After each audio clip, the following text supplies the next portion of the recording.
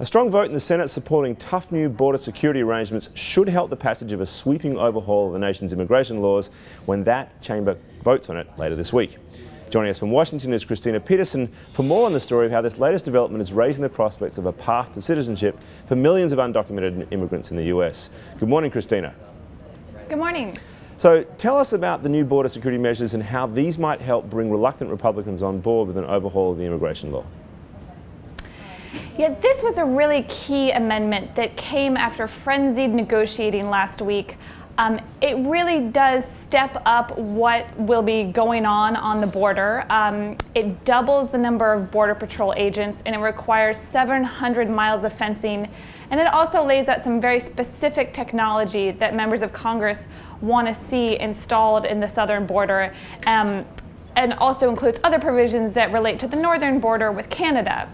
And the importance of this amendment is that it gave Republicans who had been reluctant a reason to support the bill. So people who are on the fence and citing concerns about whether the border would be tighter said this basically assuaged their worries. And we saw that last night when the Senate took this key test vote on the measure and it passed with resounding support from both parties. What was interesting about it was that it was complete support from the Democrats and, I suppose, mixed support from Republicans, suggesting that this was really a kind of a test vote on the immigration law rather than in these measures themselves, right? Because these measures seem to be diametrically opposed, at least in terms of the message they send to this impression of a more open approach to immigration.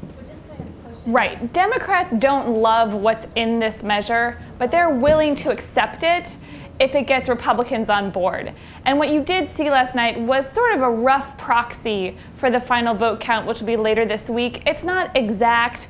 There were travel delays. A couple senators missed their flights, so they couldn't get everyone there. And some people's votes might change during the week. There are still votes on amendments that they expect to happen, and that could sway a couple people to support the bill, or it could cost their vote if their amendment doesn't come up.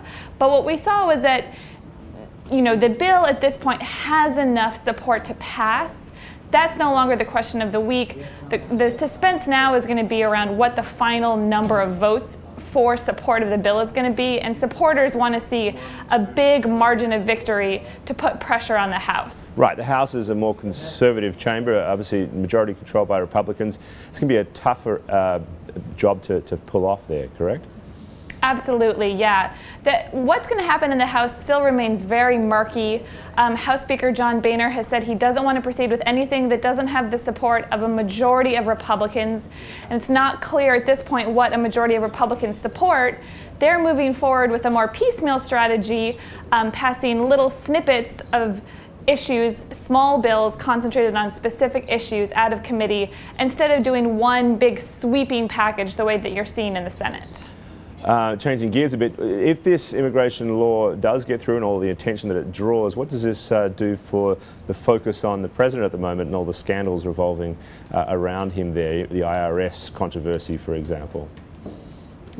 Well, I think on Capitol Hill, immigration is really the central focus, and there are still lawmakers examining the scandals in committees.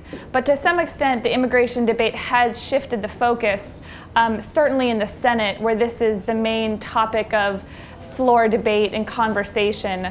So to that extent, it gives him, it diverts attention away to some extent from what's going on elsewhere to focus on this immigration issue. And if it passes, of course, that's a big, burnishes his legacy, absolutely. All right, Kristina, thank you very much for your time. Thank you.